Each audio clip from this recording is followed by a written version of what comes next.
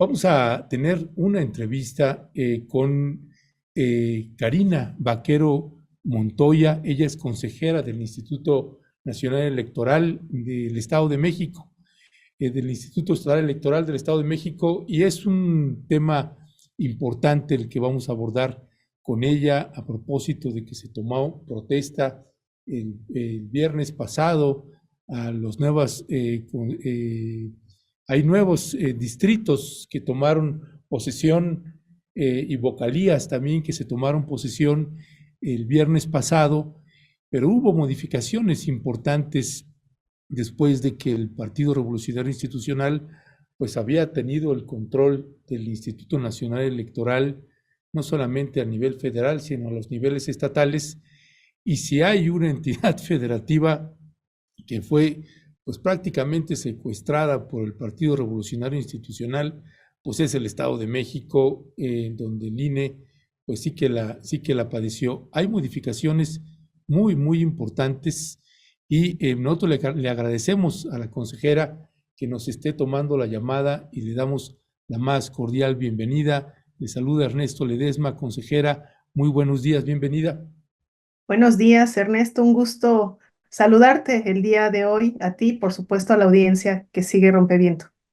Gracias, consejera Karina Vaquera. Dígame una cosa, ¿de qué dimensión es las modificaciones que se están haciendo ahí en el Instituto Nacional Electoral o en el Instituto Estatal Electoral? Me gustaría si se pudiera separar un poco esta parte para tener claridad con respecto de qué se está modificando, porque entiendo que había en la toma del control que había allí en el Instituto Electoral, pues había gente que podía reelegirse hasta en 11 ocasiones, casi que uno no lo puede creer uno, pero esa es una realidad que había o que todavía hay. ¿Cómo está ahí esa situación?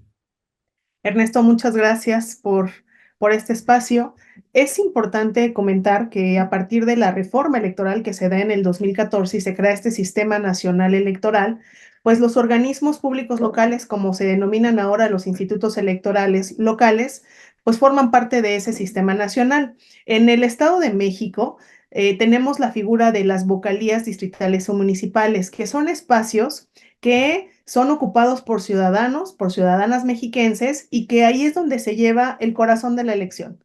¿Por qué? Porque es en donde van a arribar, en estas juntas y en estas que se convierten en consejos distritales y municipales, es donde llegan las boletas electorales, es donde se sellan, se agrupan, se entregan a los funcionarios de mesa directiva de casilla, que son nuestros y nuestras ciudadanas, y además ahí, una vez que concluye la jornada electoral, también regresan ya estos paquetes electorales y viene una parte posterior que es el cómputo. Esto es muy importante porque estos espacios habían estado en el análisis que se hizo, pues habían estado ocupados, efectivamente, había personas que habían ocupado estos espacios hasta en 11 procesos electorales, 11, 9, cerca de 200 personas habían ocupado estos espacios en 8 procesos electorales. Imaginemos que hay proceso electoral pues cada 3 años, cuando se renueva, como es el caso ahora en esta elección concurrente, cuando se renueva el Congreso local, que son 75 escaños. En el Estado de México también habrán de renovarse las 125 o 125 ayuntamientos, y estamos en una elección pues concurrente, en donde habrá también pues que elegir presidencia de la República, senadores, Cámara de Diputados. Y lo que se ha hecho ahora en el instituto, lo que hemos hecho es modificar esta convocatoria, que es una convocatoria pública. Hablamos de 385 personas que ocupan estos espacios, y que lo que se hizo fue abrirla y ser incluyente para la ciudadanía mexiquense, que todas y todos quienes quisieran participar pudieran hacerlo, pero en igualdad de condiciones. ¿Qué es lo que habíamos observado? Bueno, pues que las personas que se mantenían 11 veces, 10 veces, ocho procesos electorales, pues lo que se requería en la convocatoria era tener experiencia. Entonces, claro que dejaba fuera totalmente a cualquier otro ciudadano o ciudadana que quisiera participar. El día de hoy estamos muy contentos porque lo que se ha logrado es una renovación del 45% de esas vocalías distritales, de esas personas que van a estar en estos espacios operativos y que hay una renovación importante. El proceso pasado, en el 2023, se intentó, se logró solamente un 13%, pero en este proceso cambiamos la convocatoria. Eso dio paso a esta apertura.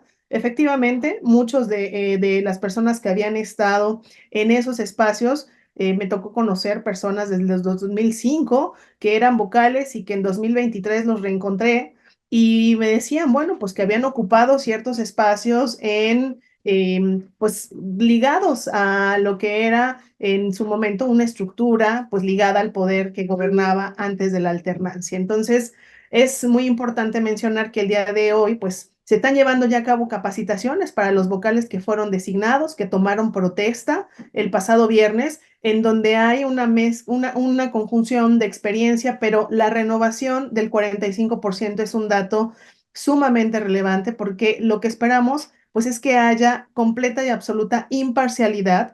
Hay que recordar que los procesos electorales en el ámbito local causan siempre mucha pasión. Se generan muchas pasiones que a veces pueden llegar a desbordarse y que tiene mucho que ver también con la forma de conducción que tengan estos hombres y mujeres, ciudadanos, ciudadanas, que van a estar al frente de esa parte operativa, que van a determinar en su momento si es que se requiere llegar a contar algún paquete electoral, si la diferencia es menor al porcentaje que establece la ley. Y es un gran acierto porque en esta convocatoria, pues hicieron grandes cambios. Primero, hubo un claustro académico que fue quien conformó este examen. Antes lo hacía el propio instituto, ahora fue un claustro de académicos y académicas, todos parte del sistema del SNI. También se incluyeron habilidades transversales para poder determinar las habilidades que tenían quienes estaban aspirando a este cargo para el manejo de estrés, para el trabajo en equipo, para tener estas condiciones óptimas para trabajar en campo. Y también de las cosas importantes que se realizaron es que fue una institución, en los últimos procesos había sido una entidad privada, una empresa privada. Ahora quien realizó el examen, tanto transversal y quien pues realizó se hizo a través de una plataforma, fue la Universidad Nacional Autónoma de México, que es lo que garantizamos que hubiera total y absoluta imparcialidad en el examen y que tuvieran la certeza de que estaban compitiendo para ese cargo de vocales en total igualdad, algo que no se había hecho porque tenemos estos registros en donde de estas 385 personas, pues se inscribieron más de 1000, pero muchos de ellos habían estado participando en procesos, insistir, en más de 11 procesos, 10 procesos, y no había una inclusión. Esto abrió la posibilidad de que la ciudadanía pudiera participar en condiciones de igualdad. Ya, gracias, consejera Karina Vaquera. Esta parte de los miembros del SNI, estos académicos, ¿cómo es que, uno, ellos fueron elegidos y a su vez, qué papel tienen ellos a la hora de elegir quiénes serían los nuevos vocales distritales que estarían participando, hablando de este 44 o 45% que mencionan?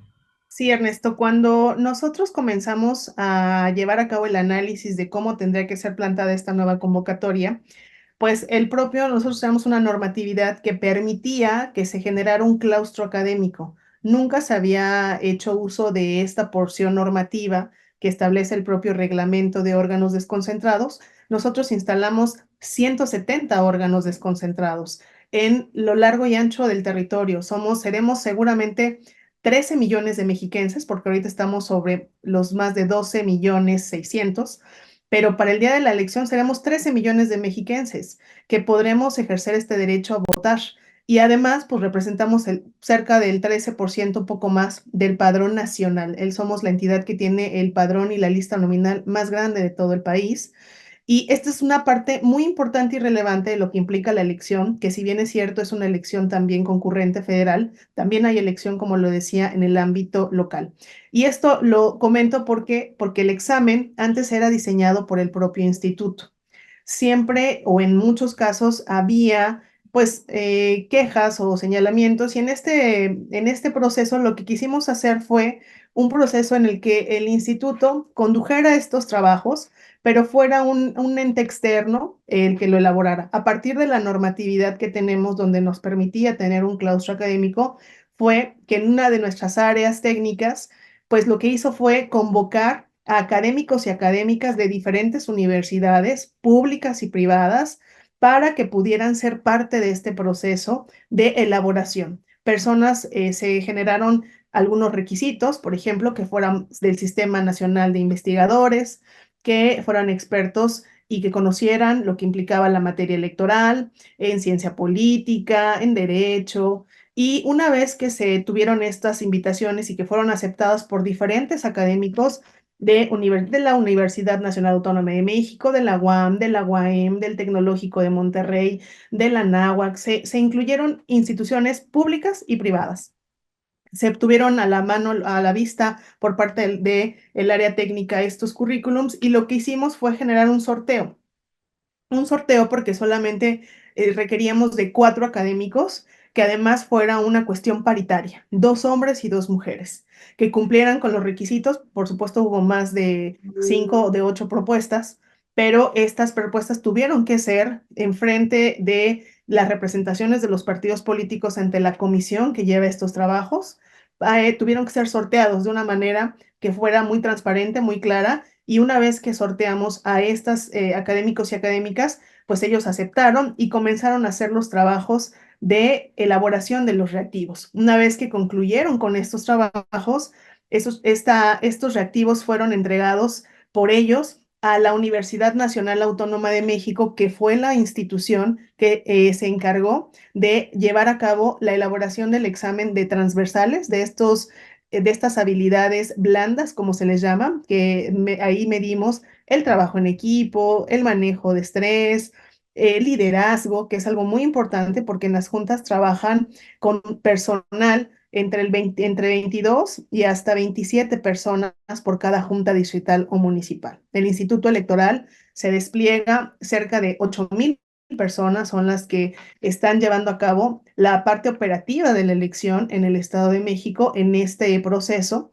Y es muy importante tener un liderazgo y, por supuesto, la mejor forma de poder trabajar con quienes van a estar de la mano llevando a cabo estos trabajos. Entonces, estas habilidades, bueno, pues el examen se entregó a la Universidad Nacional Autónoma de México, quien elaboró estas habilidades transversales, conjuntó el examen y se llevó a cabo en línea de las personas que se registraron para ir pasando pues estas etapas. La primera etapa fue esta de exámenes, examen de conocimientos electorales y de habilidades transversales. Por primera vez se incluyeron las habilidades transversales, Ernesto, algo que también hay que destacar. Fue un modelo completamente nuevo que ha sido exitoso y satisfactorio cuando vemos que tenemos un 45% de renovación en espacios de, como tú lo decías al inicio, pues habían estado, sí, sujetos a una convocatoria antigua en donde pues se privilegiaba incluso por los porcentajes que tenía, pues a quienes siempre habían estado e impedía a quienes nunca lo habían hecho que pudieran accesar a estos espacios. Ya. Nosotros, así es. Ujú. Pues gracias, consejera Karina Vaquera Montoya. Una última pregunta para despedir también. Eh, esta modificación y este logro que ustedes tuvieron ahorita ahí, pues es importante porque vienen las elecciones, no es un asunto menor, son elecciones nacionales, estatales, municipales, diputados, senadores, presidencias municipales, etcétera, etcétera. Y estamos hablando de la entidad federativa con el mayor número de votantes en el país, por eso no es un asunto menor. ¿Con qué se despediría para la audiencia? ¿Qué es la información más importante desde su punto de vista que tendría que saber en este momento la ciudadanía y en este caso particularmente del Estado de México? Gracias, Ernesto, por el tiempo, por el espacio, por darnos oportunidad de explicar esto. Decirles que el Instituto Electoral del Estado de México está organizando una elección en la que ha gestado cambios importantes Es una elección en la que tiene que ser el primer actor, actora, la ciudadanía mexiquense. El 2 de junio, todas y todos tendremos una boleta en nuestras manos para poder ejercer un derecho humano, como es elegir a los representantes populares.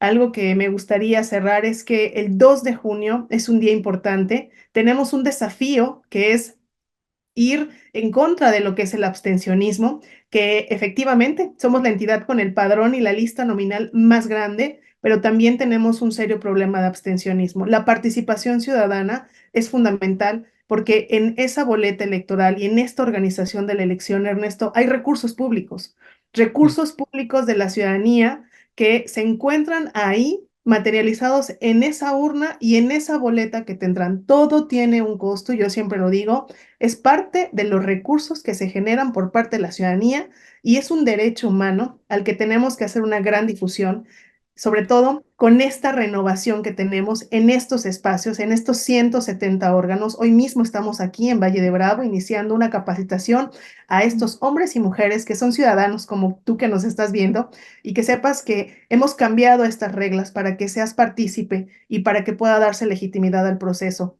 Ernesto, muchas gracias por el espacio. Gracias. Ya nada más para despedir, perdón, consejera, hay una ampliación con respecto de la actualización o la emisión de la credencial de elector para las Es elecciones. Es lo que el INE determinó ya en alguna sesión pasada de Consejo General, las credenciales de elector que tengan un vencimiento, que tenían vencimiento en 2023, van a poder ser utilizadas para que puedan sufragar el 2 de junio. Si no han tenido esta posibilidad de hacer algún cambio, el Instituto Nacional Electoral ahora mismo tiene plazos para poder hacer modificaciones respecto de el domicilio, pero las credenciales que tenían una vigencia hasta 2023 van a poder ser utilizadas para poder sufragar el 2 de junio, que es el día de la jornada electoral.